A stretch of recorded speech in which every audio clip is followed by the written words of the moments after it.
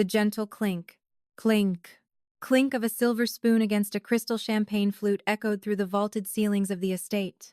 The room, bathed in the warm, golden hue of crystal chandeliers, fell into a hushed silence. This was my rehearsal dinner, a night that was supposed to be a celebration of love, unity, and a lifetime of promises. Instead, it was the stage for a spectacular betrayal. Sitting at the head table, I watched as Vanessa, my supposed best friend and sorority sister of 25 years, rose to her feet. She was wearing a violently expensive, deeply plunging gown that screamed for attention, her neck heavy with diamonds that I knew, for a fact, were financed at an exorbitant interest rate. She took the microphone, her lips, painted a sharp crimson, curved into a smile that didn't quite reach her cold, calculating eyes. To Liam and Harper, Vanessa begun, her voice dripping with a saccharine sweetness that made my stomach turn. She paused, letting her gaze sweep over the room of elite guests before landing squarely on me. You know, when Liam first told me he was marrying our sweet, simple Harper, I was surprised. A low murmur rippled through the crowd. Liam, sitting right beside me, didn't stiffen. He didn't defend me. He just looked down at his polished Italian leather shoes, a faint, cowardly smirk playing on his lips. I mean, Vanessa continued, her tone shifting into a weaponized purr. Look at her tonight. That dress is just so quaint, so vintage. It takes a very specific kind of bravery to wear something so pedestrian to a venue like this. But that's Harper, always the charity case of our sorority. Always happy with the scraps. Liam, darling, you are a rising star in the legal world. And while it's noble of you to rescue her from a life of arranging daisies in her little dirt-stained aprons, I just want to say, I'm here for you, to save you from a life of absolute mediocrity. The silence in the room was deafening. It was a public execution, a humiliation designed to break me, to make Liam realize he was marrying beneath him, and to elevate Vanessa as the wealthy, sophisticated savior. I didn't cry. I didn't gasp. My heart rate didn't even spike. I simply picked up my glass of sparkling water, took a slow, deliberate sip, and set it down without making a sound. Under the heavy linen tablecloth, I picked up my phone. I opened a secure, encrypted messaging app and typed a single sentence to my senior wealth manager. Liquidate her husband's tech firm. Call the margin loans. Tonight. I pressed send. I looked up and met Vanessa's triumphant gaze with dead, hollow eyes. She thought she was the predator playing with a mouse. She had no idea she was standing in the jaws of a leviathan. Before I tell you exactly how I burned her fake empire to the ashes and made my fiancé beg on his knees on the cold marble floor, I need you to do something for me. Tell me in the comments below, have you ever had a snake in your garden? Someone who smiled in your face, called you a sister, and waited in the shadows to steal everything you love? Let me know where you are listening from, and make sure to like and subscribe. Because trust me, this story gets incredibly dark, and karma has never been this ruthless. Now let's rewind. To understand how we got to this poisoned rehearsal dinner, you have to understand the grand illusion of my life. To the world, I am Harper, a quiet, unassuming 30-year-old who runs a boutique botanical shop in a sleepy, rain-kissed neighborhood of the Pacific Northwest. I drive a reliable 5-year-old sedan. I wear comfortable, unbranded clothing. I have dirt under my fingernails from repotting orchids. But that is a carefully constructed ghost, a shield. In reality, I am the sole heiress and silent operator of Sterling Holdings. If you live on the West Coast, you've interacted with my family's money. We own the commercial real estate your offices are in. We fund the venture capital that keeps the tech industry afloat. We are the invisible hand of the market. But growing up surrounded by the suffocating, paranoid world of ultra-wealth, I learned a harsh truth early on. Money doesn't attract friends, it attracts parasites. So when I went to college, I scrubbed my identity. I used my middle name. I became normal, and that is where I met Vanessa. Vanessa was the epitome of new money desperation. She was loud, flashy, and obsessed with hierarchy. For 25 years, she kept me around for one specific psychological reason. She needed a fluffer. She needed a plain, seemingly poor friend to stand next to, so she could feel superior. I was her designated ugly duckling. And for a long time, I let her play her little games. It was an excellent cover for me. But recently, the world had changed. The US economy was buckling. Inflation was crushing the middle class, and mass tech layoffs were tearing through the Pacific Northwest. People were losing their homes. Yet Vanessa was doubling down on her delusion. As her husband Marcus's tech startup began to secretly hemorrhage money, Vanessa's spending became manic. She was leasing $250,000 sports cars and swiping heavily leveraged credit cards to maintain her high society aesthetic. Old money whispers, but fake money screams. And Vanessa was screaming at the top of her lungs. Then came Liam. When I met Liam, he was a hungry, brilliant junior lawyer. He fell in love with the botanist Harper. He thought my simplicity was grounding. He thought he was the provider, the protector, and I loved him for it. I loved him enough that I was finally preparing to tell him the truth about my empire. To hand him the keys to a kingdom he couldn't even fathom. But ambition is a dangerous drug, especially when the economy is tight. As Liam struggled to make partner at his cutthroat law firm, his insecurities grew. He started looking at my modest life not as a sanctuary, but as an anchor dragging him down, and Vanessa saw the crack in his armor. It started subtly. A whispered comment at a dinner party about how a true partner should elevate his status, a lingering touch on his arm while she flaunted a newly purchased, heavily financed designer watch. Vanessa, terrified of her own crumbling financial reality, decided that my handsome, rising star fiancé was her exit strategy. She began to poison his mind, feeding his ego, comparing my peasant lifestyle to her fabricated world of luxury. She convinced him that I was a liability, a dead weight in a world where only the ruthless survive. She thought I was deaf, dumb, and blind to the shifting dynamics. She thought because I wore thrifted sweaters and drove an old car, I lacked the intelligence to see the betrayal unfolding right in front of my eyes. She underestimated me. They both did. And in the brutal world of wealth and power, underestimating your opponent is the very last mistake you ever make. The rehearsal dinner speech was just the spark, but the gasoline had been pouring for months. And as I sat there, watching the text message delivered to my wealth manager, I felt a cold, euphoric wave of anticipation wash over me. The trap was set. The game had begun. Par deux. The facade of wealth and the microaggressions. The decay of a relationship rarely starts with a massive explosion. It starts with microscopic cracks, invisible to the naked eye, slowly expanding until the entire foundation turns to dust. For Liam and me, the demolition began 6 months before the wedding, carefully orchestrated by the woman sitting across from me at countless bridal appointments. Sipping cheap Prosecco and pretending it was vintage champagne, wedding planning was supposed to be a joyous occasion. But Vanessa had seamlessly inserted herself as the unofficial dictator of my nuptials. She insisted that because I was so out of touch with high society, I desperately needed her refined guidance. I allowed it, mostly because it was fascinating to observe a drowning woman pretend she was the captain of the ship.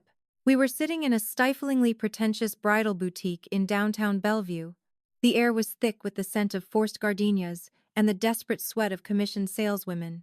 I had picked out a beautifully simple, elegant silk slip dress. It was unbranded, understated, and absolutely perfect. Vanessa, sprawling on a velvet chaise lounge, let out a loud, theatrical sigh that commanded the attention of everyone in the room. She was wearing a tweed jacket that she desperately wanted people to believe was Chanel, though a trained eye could spot the uneven stitching on the lapel from 10 feet away.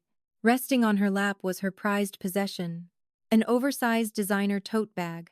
She flaunted it like a crown jewel. I completely unaware that I knew the hardware was oxidizing because it was a mid-tier knockoff, purchased through a sketchy Instagram reseller on a 4-part payment plan. Harper, honey. No, Vanessa drawled, waving a manicured hand dismissively. You look like you're about to attend a pioneer convention. It's just so Pedestrian. She intentionally used the word pedestrian loud enough for the sales assistants to hear. It was a calculated microaggression, designed to establish the social hierarchy in the room. She was the wealthy benefactor. I was the tragic, tasteless peasant she was trying to salvage. Liam is on the partner track at a top-tier law firm, she continued, her voice dripping with faux concern. He's going to be mingling with the Seattle elite. Tech CEOs. Venture capitalists. You can't be seen on his arm looking like a… what's the word? An aesthetic liability. You need something with presence. Something that says you belong in our tax bracket. I looked at myself in the mirror. I didn't see an aesthetic liability. I saw a woman whose personal checking account could buy the entire boutique, bulldoze it, and turn it into a private dog park without making a dent in her daily interest yield. But I simply smiled. A meek, subservient smile, and retreated to the dressing room. You're right, Vanessa, I murmured softly. I just don't understand these things the way you do. Her ego inflated instantly. It was almost pathetic how easily she could be manipulated by feigned submission. But my quiet observation wasn't just about her insults. It was about the staggering cognitive dissonance she was projecting. We were living in a brutal economic reality. The United States was in the grip of a relentless inflation crisis. Interest rates were suffocating the middle class, and the Pacific Northwest tech sector was bleeding out. Mass layoffs were a weekly headline. Normal people were agonizing over the price of groceries. Yet Vanessa was trapped in a manic cycle of performative wealth, while her husband Marcus's tech startup was secretly defaulting on its payroll loans. A fact I knew intimately because Sterling Holdings owned the very debt they were drowning in. Vanessa had just signed a predatory lease on a Climax 2026 Porsche Cayenne. She was hemorrhaging money. She didn't have to impress people who didn't care. It was the pungent, unmistakable stench of new money desperation. But Vanessa's pathetic financial charade wasn't what triggered my wrath. It was how successfully she was infecting Liam. When I first met Liam, he was fiercely independent. He loved our quiet nights cooking pasta in my small apartment. He admired my passion for my botanical shop. But as the wedding approached, the venom Vanessa was dripping into his ear began to take root. He was transforming into someone entirely foreign, a man obsessed with the illusion of status. It started with his vocabulary. He stopped calling my business a passion and started referring to it as a cute little hobby. He began complaining about my wardrobe, echoing Vanessa's exact phrases. Harper, we're having drinks with the senior partners tonight, he snapped one evening. Adjusting his newly purchased Rolex a watch, I knew he had put on a high-interest credit card. He looked me up and down with a sneer of undeniable disgust. Could you please wear something high value? I can't have them thinking I'm settling for someone with a low-tier mindset. Low value. Low tier. The words hit the air like poison darts. They were Vanessa's favorite buzzwords, regurgitated by my fiancé to demean the woman he was supposed to love. He wasn't looking at me as a partner anymore. He was evaluating me as an asset, and in his corrupted, status-hungry mind, I was depreciating. I didn't cry. Crying is an emotional response reserved for people who feel powerless. I am many things, but powerless has never been one of them. Instead, my mind shifted into the cold, clinical calculation of a CEO evaluating a failing merger. I began to watch them, really watch them. At our joint engagement dinners, the dynamic was undeniable. While Liam treated me with an irritated, dismissive tolerance, his entire demeanor shifted when Vanessa entered the room. His posture would straighten, his eyes would track her heavily perfumed, aggressively styled presence. They engaged in a silent, sickening language of micro-expressions, a lingering touch on his forearm when she reached for a wine glass, a shared, mocking eye roll when I spoke about a community garden project, the way his voice dropped an octave, becoming soft and deferential. Whenever he addressed her, they thought they were being discreet. They thought they were the sophisticated, ambitious duo outsmarting the simple, naive florist who was too busy arranging tulips to notice the betrayal blooming in her own home. They believed they were the predators in this ecosystem. They had no idea that I had stopped being a fiancé weeks ago. I had become an apex predator, quietly studying my prey before the slaughter. I wasn't just going to call off the wedding. I was going to dismantle their lives. Brick by borrowed brick. Par trois. The awakening and the investigation flipping the switch. Betrayal is rarely announced with a dramatic confession. Usually, it slips through the door in the form of a careless, mundane mistake. For Liam, his fatal error was underestimating my intelligence. He assumed that because I spent my days trimming eucalyptus and balancing a small business ledger, I was functionally illiterate when it came to corporate finance. He assumed the joint account we had set up for wedding expenses was an unmonitored slush fund. It was a rainy Tuesday morning. Liam was in the shower, humming a tune, oblivious to the storm gathering in the living room. I sat on our worn, thrifted sofa with my laptop, reviewing our monthly statements. And there it was, a subtle, glaring anomaly buried between a florist deposit and a catering invoice. $485.00. The Fairmont Olympic Hotel. Thursday. 11:45 p.m. Thursday. The night Liam had supposedly been trapped in a windowless conference room, buried under thousands of pages of legal discovery, for a massive corporate litigation case. He had even called me at 10:00 p.m., his voice thick with manufactured exhaustion, apologizing for missing dinner. I stared at the glowing pixels on the screen. Most women would feel their world shatter. They would confront their partner, scream, cry, throw a vase, or demand an explanation. I felt nothing of the sort. Instead, a profound, icy stillness washed over me. It was the physiological shift of a predator catching the scent of blood, the sweet, naive florist persona I had worn for years evaporated into the cold Seattle air. The CEO woke up. When Liam stepped out of the bathroom, a towel wrapped around his waist and a confident, arrogant smirk on his face, I handed him a perfectly brewed cup of artisan coffee. I smiled warmly, kissed his cheek, and told him to have a wonderful day, conquering the legal world. I watched him leave, completely unaware that he had just kissed his own executioner. I didn't go to the botanical shop that day. I got into my unassuming, 5-year-old sedan and drove straight into the heart of the financial district. I bypassed the public parking structures and pulled up to a discreet, unmarked ramp secured by armed guards. A quick scan of my biometric data, and the reinforced steel gates parted. I took the private, high-speed elevator to the top floor of the Sterling Holdings Tower. When the doors slid open, I stepped out of the world of Harper, the florist, and into my actual reality. My office was a sprawling silent sanctuary of power. Floor-to-ceiling soundproof glass overlooked the sprawling Seattle skyline, reducing the bustling city below to silent, insignificant ants. The air was climate-controlled, smelling of polished mahogany and old money. A bank of Bloomberg terminals hummed quietly in the corner, tracking the global lifeblood of capital that my family controlled. I bypassed my executive assistant and walked straight into the security division. I sat down across from Vance, a former intelligence operative who now ran my family's private security and corporate espionage division. I didn't waste time with pleasantries. I slid a piece of paper with Liam's name, Vanessa's name, and the hotel transaction across the desk. I need a complete digital and physical footprint on both of them, I said, my voice barely above a whisper, echoing in the sterile room. I want their text messages, their encrypted emails, their location history, and a full forensic audit of their personal finances. Treat this as a level 1 corporate threat. Vance didn't blink. Give me 48 hours. Miss Sterling. It didn't even take that long. 36 hours later, I was sitting behind my massive desk, sipping a glass of Macallan 25. When Vance handed me a heavily encrypted, military-grade tablet, I swiped open the screen.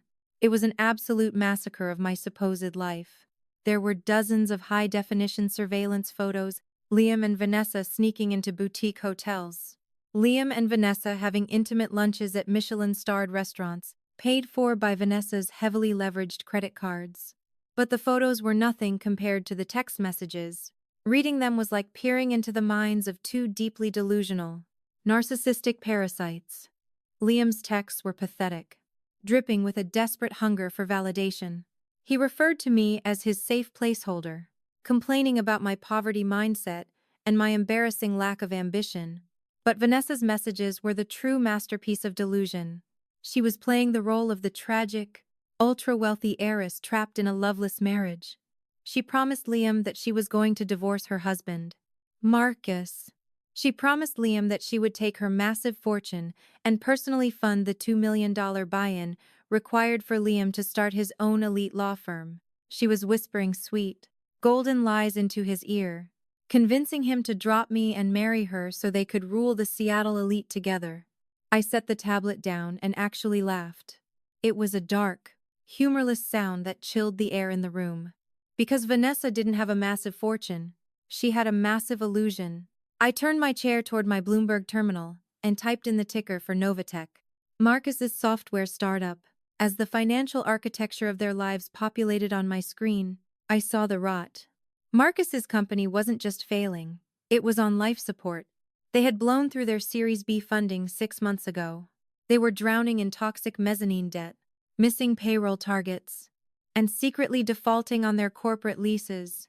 Vanessa's designer bags, the leased Porsche, the diamond necklaces, it was all being funded by illegally siphoning cash from a dying company's emergency reserves. And here was the ultimate, poetic irony, the plot twist that made my blood run cold with absolute euphoria.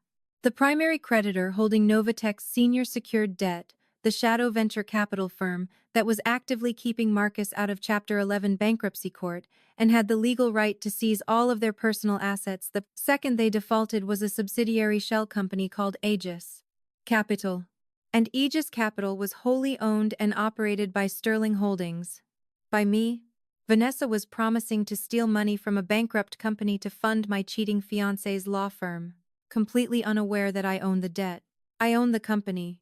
I owned her house. I owned the very ground she was confidently strutting on in her fake Chanel jackets.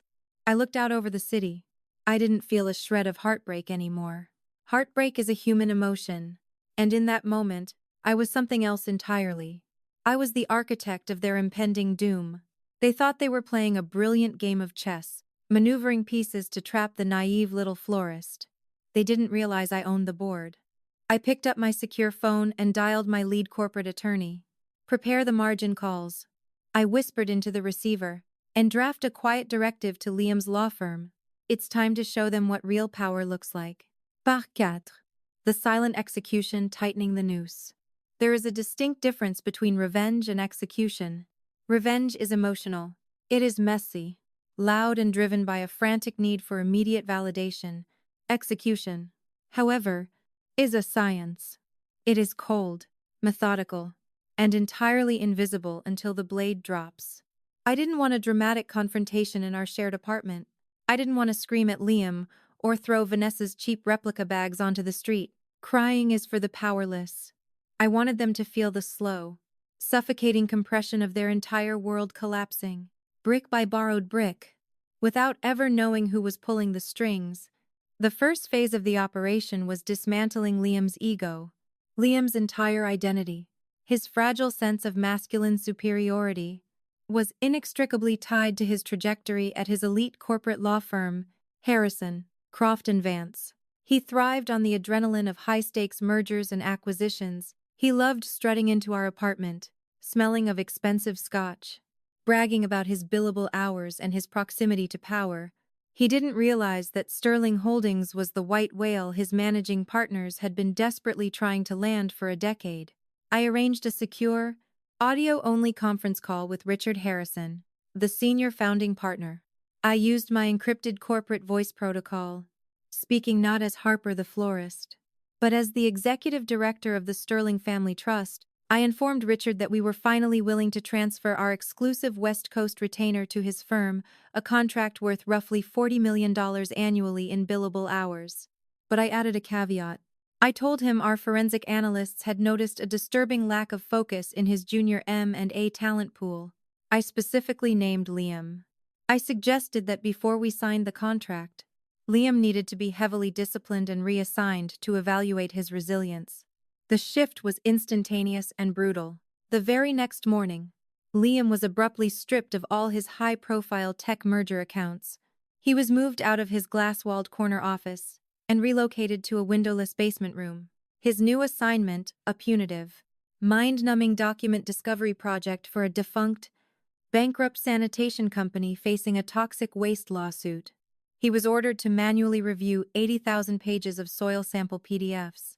No bonuses, no partner track, just 14 hours a day of pure, unadulterated corporate misery. When he came home that night, the arrogant strut was gone. He looked visibly gray, his shoulders slumped, smelling of stale breakroom coffee and defeat. He threw his briefcase onto the thrifted sofa, running a trembling hand through his hair. Office politics, he muttered bitterly, when I handed him a plate of homemade pasta. Playing the role of the sweet, clueless fiancé. They're restructuring. The macroeconomic climate is squeezing the partners, so they're punishing the associates. It's temporary. Oh, honey, I cooed softly, placing a comforting hand on his shoulder while internally smiling at his total castration. I'm sure your hard work will pay off. You just have to be patient. He flinched at my touch, the word patient sounding like a slur to a man who wanted overnight billionaire status. He immediately pulled out his phone, undoubtedly texting Vanessa to complain about his sudden demotion, desperate for her wealthy, high society validation, which brought me to phase 2, strangling Vanessa's cash flow. While Liam was rotting in a basement, I turned my attention to the heavily leveraged house of cards Vanessa called a life. Through Aegis Capital, the shadow venture firm my family controlled, I instructed my asset management team to execute a catastrophic margin call on her husband's company, Novatech. In the high finance world, a margin call is essentially a death sentence for a struggling company. Novatech had breached 3 separate liquidity covenants in their loan agreement. We had the legal right to demand the immediate repayment of their entire $8 million mezzanine debt. And because Vanessa had been illegally commingling corporate funds to pay for her personal luxury lifestyle, siphoning investor capital to fund her leased sports cars and maxed-out credit cards, the freeze hit her personal accounts simultaneously. The trap slammed shut on a Thursday afternoon. Vanessa was hosting a women in business luncheon at her ultra-exclusive Bellevue Country Club, surrounded by other status-obsessed housewives. She had just confidently slapped her matte black corporate card onto the leather folio to pay the $3,000 tab. According to the intelligence report Vance later handed me, the waitress returned 3 minutes later. The card was declined. Vanessa, laughing off the bank error, produced a second card. Declined. A third personal credit card. Declined. Account frozen. The humiliation must have been exquisite. The whispers from her so-called friends would have been deafening. She was forced to call her husband, Marcus, begging him to wire funds, only for Marcus to realize in real time that their corporate treasury accounts had been locked by the primary creditor. But I wasn't finished. I wanted visual confirmation of her destruction. As Vanessa stepped out of the country club, frantically dialing numbers on her phone, a heavy-duty flatbed tow truck pulled up to the valet stand. 2 men stepped out with a legal repossession order. Right in front of her country club peers, the valet handed over the keys to her pristine, white 2026 Porsche Cayenne. Vanessa shrieked, threatening to sue, screaming about her wealth and blaming a banking glitch due to the Fed rate hikes.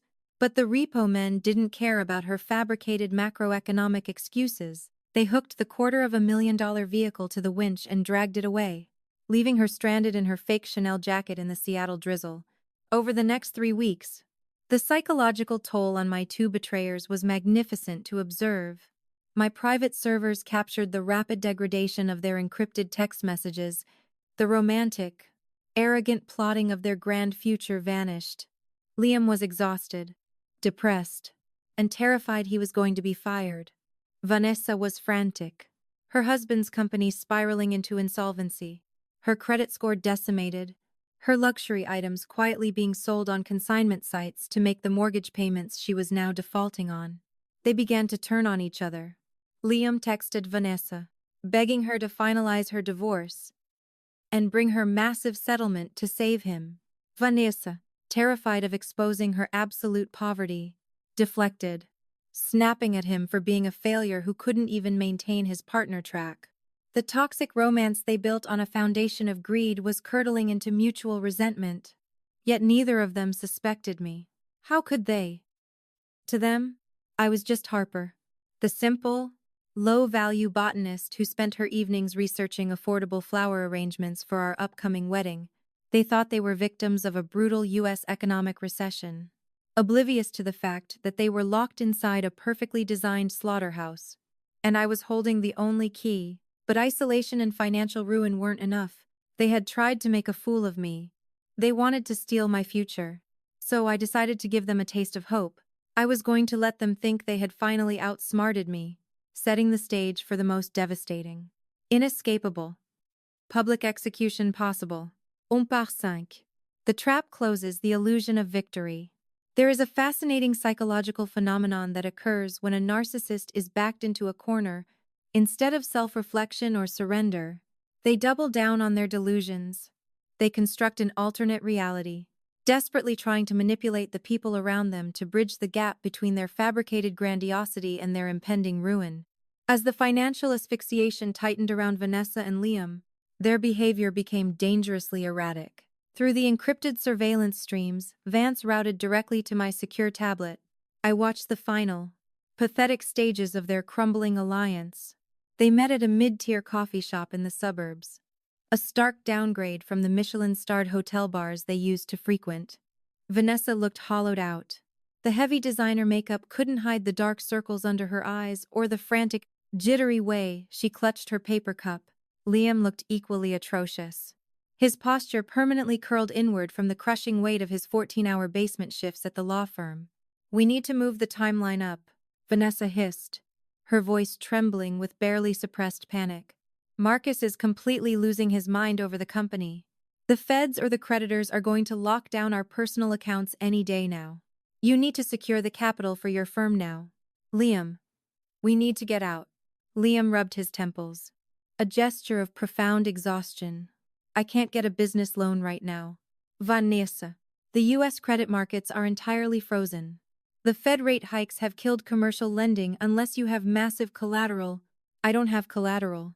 I'm drowning in a basement reviewing toxic waste files. I need your settlement. You promised me you had liquid assets." Vanessa's eyes darted around the room, the lie forming on her lips with practiced ease. "I do. But Marcus's lawyers are trying to freeze my trust fund in the divorce proceedings. It's tied up in probate. I need a bridge loan. Just a small injection of cash to keep my lawyers fighting." She leaned in, her eyes gleaming with predatory manipulation. "What about Harper? She's been saving for that ridiculous little flower shop expansion." "Right. She must have a few thousand tucked away. Convince her to let you invest it. Or better yet, wait until the wedding. We take the cash gifts. You drain the joint accounts. And we leave." Watching the screen, a cold, slow smile spread across my face. They were actually plotting to steal my petty cash to fund their getaway. It was almost adorable how small their imaginations were. Liam, desperate and morally bankrupt, agreed to the plan. He came home that evening acting like a completely different man. He bought grocery store flowers. He kissed my forehead. He enthusiastically discussed the rehearsal dinner, pretending to be the devoted, excited groom. He even magnanimously offered to pay for the extravagant rehearsal dinner venue using his bonus, completely unaware that his credit cards were entirely maxed out. I played my part perfectly. I widened my eyes, acting like the breathless, grateful fiancé. "Oh, Liam, are you sure? It's so expensive." "Nothing is too expensive for my future wife," he lied smoothly, flashing that arrogant, hollow smile. What Liam didn't know was that when his credit card was inevitably declined by the venue's catering manager later that week, I intercepted the call. I quietly wired the $50,000 deposit through an anonymous shell corporation, instructing the venue to tell Liam the payment cleared perfectly. I wanted him to walk into that room feeling like a king. I wanted him to feel absolute, untouchable safety. Because the higher you climb on a ladder of delusion, the more bones you break when you finally hit the concrete. With Liam temporarily pacified by his false sense of control, I turned my attention to the actual detonator of this operation. Marcus, Vanessa's husband, was not an evil man, merely a foolish one. He had leveraged his entire life to keep a dying tech company afloat, blinding himself to his wife's infidelity and grotesque spending habits. But a man facing total financial annihilation is a volatile element. He just needed the right spark. I didn't want to be the one to expose the affair at the dinner. That would be messy. It would look like a jealous bride throwing a tantrum. No true power is making your enemies execute each other while you sit back and watch. I gave Vance the green light for the final maneuver. At exactly 11:00 p.m. on the Wednesday before the wedding, Vance's operatives bypassed the obsolete security system at Novatech's failing headquarters. They didn't steal anything. They simply left a sleek, matte black USB drive squarely in the center of Marcus's mahogany desk. The drive was elegantly laser engraved with the logo of Aegis Capital, the shadow creditor holding his life in its hands. The next morning, my terminal alerted me the moment the USB drive was plugged into a computer. Inside the drive was a meticulously organized digital execution. The first folder, labeled Notice of Total Asset Seizure and Immediate Liquidation, contained the unredacted legal filings proving that Aegis Capital was forcefully bankrupting his company and foreclosing on his home within 72 hours. But it was the second folder that was the masterpiece. It was titled Collateral Damage Executive Misconduct. Inside were the high-definition surveillance photos of Vanessa and Liam entering hotel rooms. There were screenshots of Vanessa's text messages mocking Marcus's intelligence, detailing her plans to steal his remaining assets, and explicit descriptions of her physical encounters with my fiancé. Through a compromised webcam in his office, I watched Marcus open the files. I watched a man's entire reality fracture in real time. I watched his face drain of color, his hands begin to violently shake, and a visceral, agonizing sob rip from his chest as he stared at his wife's betrayal. He didn't call her. He didn't confront her. He simply closed the laptop, placed the USB drive in his breast pocket, and stared dead ahead at the wall for 3 hours. The explosive device was primed, which brings us back to the eve of destruction.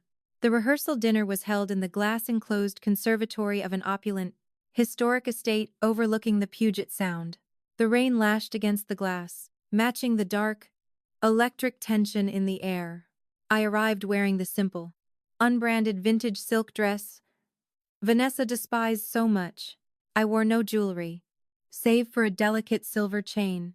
I looked entirely unassuming, a lamb walking into a room full of wolves. When Vanessa arrived, she commanded the room. She was wearing a rented, deeply plunging couture gown, masking her financial terror behind a thick layer of arrogance and red lipstick. She swept through the room, kissing cheeks, acting like the wealthy matriarch blessing the union of the peasants. Liam stood by her side at the bar, whispering into her ear, their eyes locked in a secret, triumphant language. They thought they had won. They thought tonight was the night they would secure my savings and plan their glamorous exit strategy. And then, I saw Marcus. He walked in late. He was wearing a sharply tailored suit, but his eyes were completely hollow, devoid of any human warmth. He looked like a man walking to the gallows. He caught my eye across the room, and for a fraction of a second, I offered him a slow, imperceptible nod, a silent acknowledgement between the architect of the ruin and the instrument of its delivery. We all took our seats at the long, candlelit banquet table. The crystal gleamed. The champagne was poured. The illusion was flawless. Vanessa stood up, grabbing a silver spoon and clinking it against her glass. She picked up the microphone, her painted smile stretching tight across her face as she looked down at me, preparing to deliver the condescending speech she thought would humiliate me. She had no idea she was about to light a match in a room filled with gasoline. Part 6. The climax.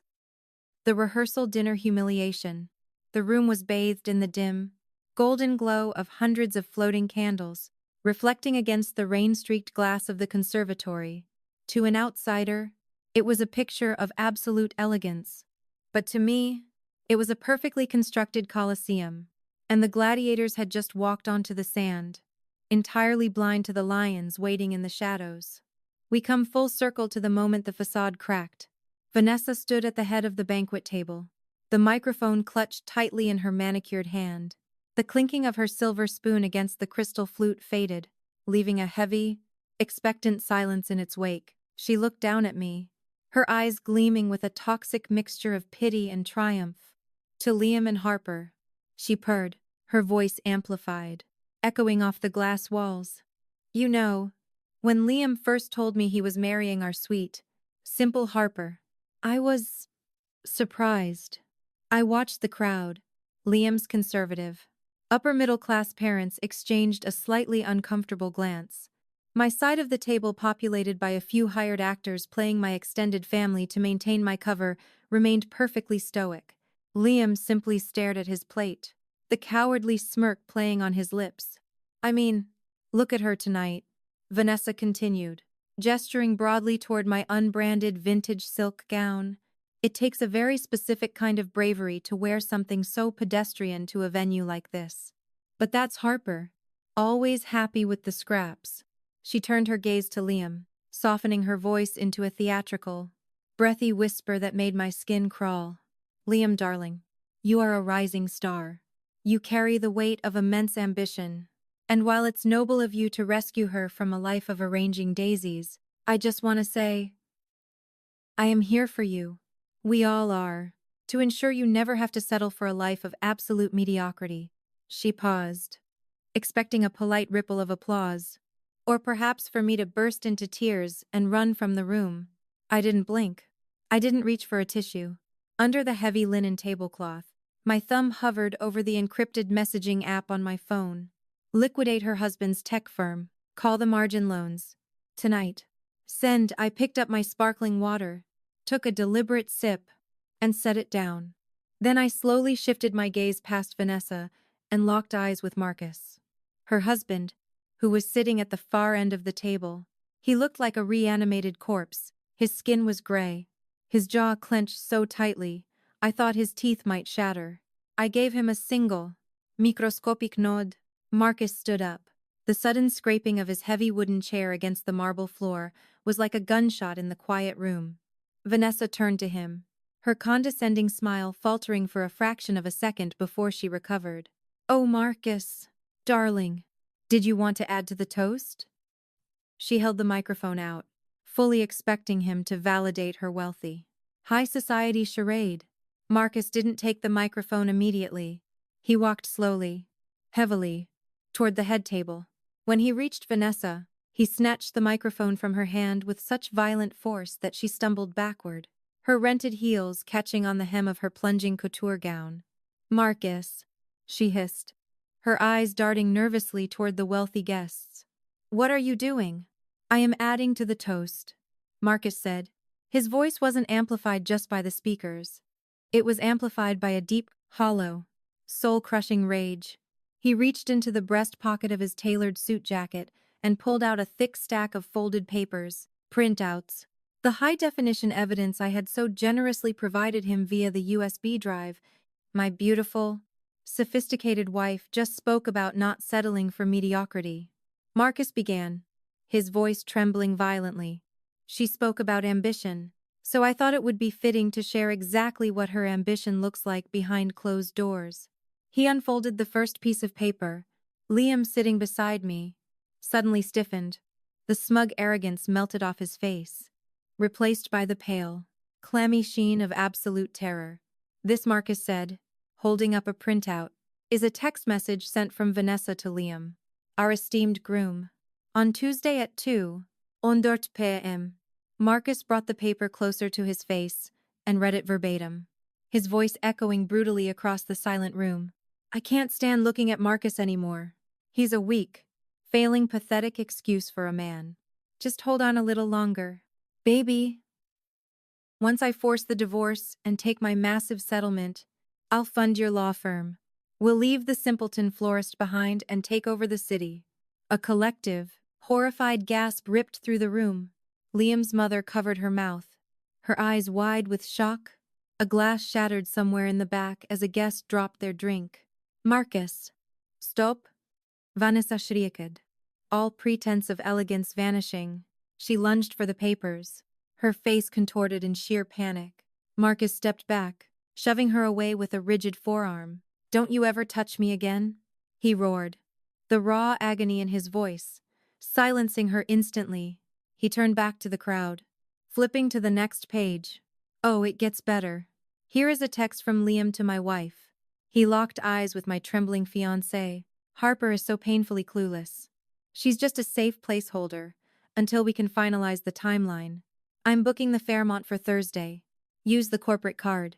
Liam leaped to his feet, knocking his chair over backward. "Harper. Wait. It's not. This is fabricated. He's lying. He's crazy." Liam's voice cracked, a pathetic, high-pitched whine of a cornered rat. I remained seated, my hands folded neatly in my lap. I looked up at him with the cold, detached curiosity of an entomologist studying a dying insect. "He's lying." Marcus laughed, a dark, jagged sound. He reached into his pocket and threw a handful of glossy 8x10 photographs onto the center of the banquet table. They scattered across the white linen, settling between the silver candelabras and the floral centerpieces, crystal clear. Undeniable surveillance photos of Vanessa and Liam entering a hotel room, kissing in an elevator, entwined in the back of a black car. The silence in the conservatory was apocalyptic. No one breathed. The only sound was the relentless pounding of the rain against the glass roof. But Marcus wasn't finished. The personal betrayal was devastating. But a narcissist can sometimes rationalize an affair. They cannot, however, rationalize poverty. Marcus turned his hollow, dead eyes toward his wife, who was now weeping hysterically, her expensive makeup running down her face in ugly, black streaks. "Vanessa promised Liam a fortune," Marcus said, his voice dropping to a terrifyingly calm register. "She promised him a multi-million-dollar buy-in for his firm. But I have an announcement to make to our lovely, high-society friends here tonight." Vanessa began to violently shake her head, her hands covering her ears. "No, Marcus. Don't. Please. My company is bankrupt," Marcus announced to the room, the words ringing out with the finality of a judge's gavel. "We have been insolvent for months. Vanessa has been illegally siphoning our remaining emergency capital to fund her designer clothes, her leased cars, and her hotel rooms with that parasite." He pointed a shaking finger at Liam. "And today," Marcus continued, a strange, broken smile forming on his lips. "Today, our shadow creditor, Aegis Capital, executed a total asset seizure. They foreclosed on our mansion 3 hours ago. The cars have been repossessed. The personal accounts are frozen. We do not have a single dollar to our name. Vanessa isn't a wealthy heiress. Liam. She is a fraud. She is functionally homeless. And she is entirely, irredeemably broke." Vanessa let out a guttural, agonizing wail and collapsed onto the marble floor.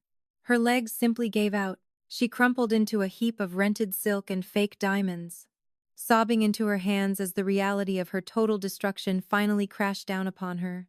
Liam stood frozen, his eyes darting frantically around the room, realizing that the golden parachute he had burned his entire life to secure was actually an anvil tied to his neck. He looked at Vanessa, writhing on the floor, and a look of pure, unadulterated disgust washed over his face.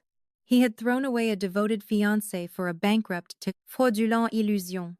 He slowly turned to me, his hands raised in a pathetic gesture of surrender. "Harper," he whispered, tears welling in his terrified eyes. "Harper, please. I didn't know. She manipulated me. I love you." This was the moment. The apex of the mountain. The trap had sprung, the prey was bleeding out on the floor, and the room was waiting for the heartbroken florist to weep, to scream, to slap him across the face. Instead, I finally stood up. I smoothed the skirt of my unbranded, vintage dress. I looked down at Liam, and then at Vanessa, sobbing at my feet. The air in the room seemed to drop 10 degrees as I reached into my small unassuming clutch purse and pulled out a thick, black leather folder embossed with a very specific, terrifying crest. It was time for the final execution. Parcet. The absolute destruction and the ultimate flex. "Harper," Please. Liam's voice was a ragged, pathetic wheeze. He was shaking. The arrogant lawyer facade completely dissolved, leaving only a terrified, sniveling boy, staring at the ruins of his life. He reached out to grab my hand, desperate for the comforting, naive florist he thought he had manipulated so flawlessly. I didn't move my hand. I didn't flinch. I simply looked down at him, my expression as unreadable and cold as carved marble. Don't touch me, Liam, I said. My voice wasn't raised. It didn't tremble with heartbreak. It was a quiet, chilling whisper that somehow cut through the absolute silence of the conservatory like a scalpel. I reached into my small, unassuming clutch and slowly pulled out a heavy, black leather folio. I laid it flat on the white linen tablecloth, right next to the scattered, glossy photographs of his infidelity. The folio was embossed with a subtle, intricate crest, a crest that every major player in the Pacific Northwest financial sector recognized instantly. I opened it. Inside were not wedding vows, nor tearful goodbye letters. They were corporate liquidation mandates, heavily redacted banking wire transfers, and a single, $40 million retainer contract. I think there has been a profound misunderstanding in this relationship, I began, my voice projecting clearly across the room, carrying the undeniable cadence of a boardroom executioner. I turned my gaze from Liam to Vanessa, who was still gasping for air on the floor, her fake diamonds digging into her neck. For 25 years. Vanessa, you kept me around as your designated charity case. Your little pedestrian friend who made you feel wealthy by comparison. And Liam, you looked at my unbranded clothes, my old car, and my simple business, and you concluded that I was a low-value liability, a placeholder until you could secure real money. I paused, letting the silence stretch until it was nearly suffocating. I looked at Liam's parents, who were frozen in horror, and then back down to the two traitors at my feet. Allow me to formally introduce myself, I said, my tone dropping an octave, shedding the Harper the florist persona forever. I am Harper Sterling, heiress, majority shareholder, and acting executive director of the Sterling Family Trust. We own the commercial real estate your law firm leases. Liam. We fund the mezzanine debt that keeps the tech sector afloat. And most importantly, I picked up a single sheet of paper from the folio and dropped it onto Vanessa's lap. She stared at it through a blur of mascara and tears. We wholly own and operate Aegis Capital, I stated, the words landing like physical blows. The realization hit the room like a seismic shockwave. Vanessa's breath hitched in her throat. Her eyes widened to the point of tearing, staring at the paper in her lap. It was the original loan origination document for Novatech's debt, and bearing my digital signature as the authorizing underwriter. That's right, Vanessa, I said, a slow, predatory smile finally touching the corners of my mouth. Marcus wasn't ruined by the macroeconomic climate or the Federal Reserve. He was ruined by me. I am the shadow creditor. I am the one who executed the margin call on your husband's failing company. I am the one who ordered the foreclosure of your mansion at 3 o'clock this afternoon. I am the one who froze your personal accounts and dispatched the repo men to tow your leased sports cars in front of your entire country club. Vanessa let out a choked, suffocated gasp, clutching her chest as if she were having a heart attack. The illusion she had sacrificed everything to build was not just shattered.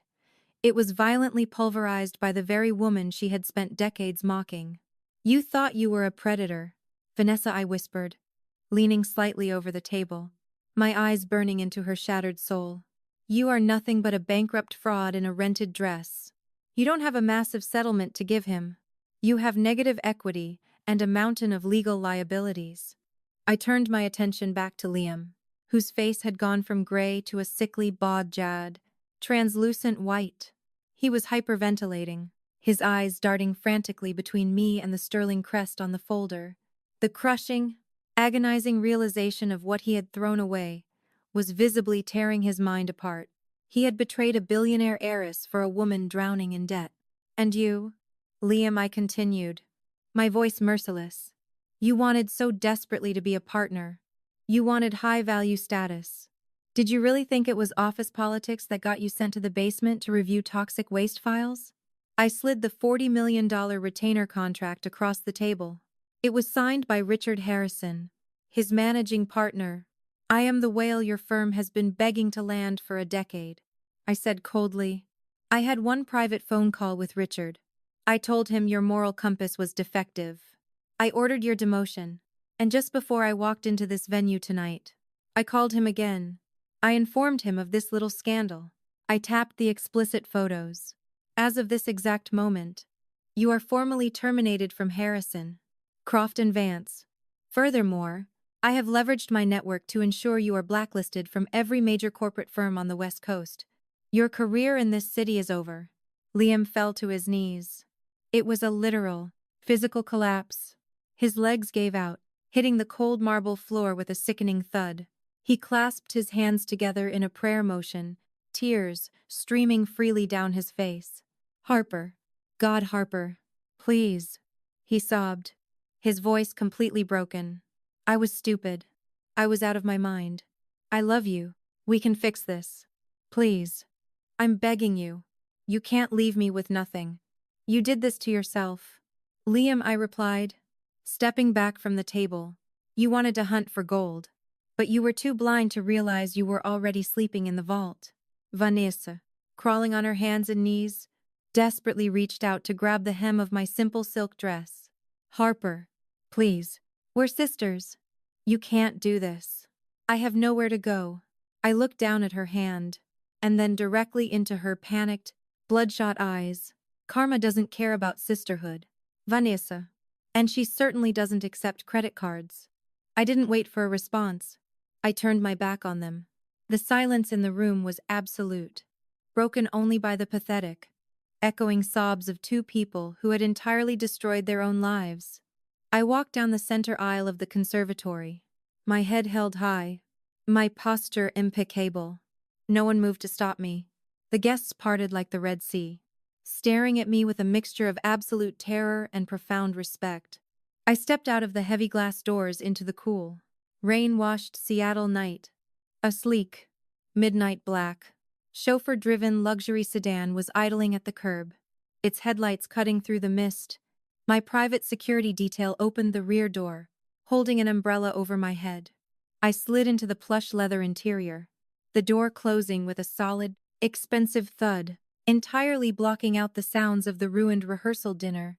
I poured myself a glass of aged bourbon from the car's crystal decanter, taking a slow, satisfying sip as the car pulled away from the estate, leaving the ashes of their fake empire far behind me in the rearview mirror.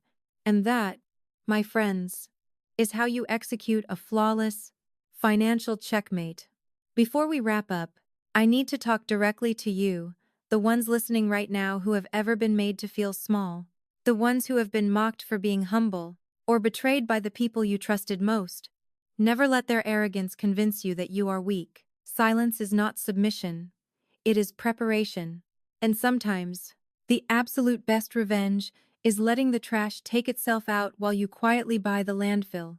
If this story satisfied your soul, if you felt that deep, a cathartic rush of absolute karma, I need you to smash that like button right now.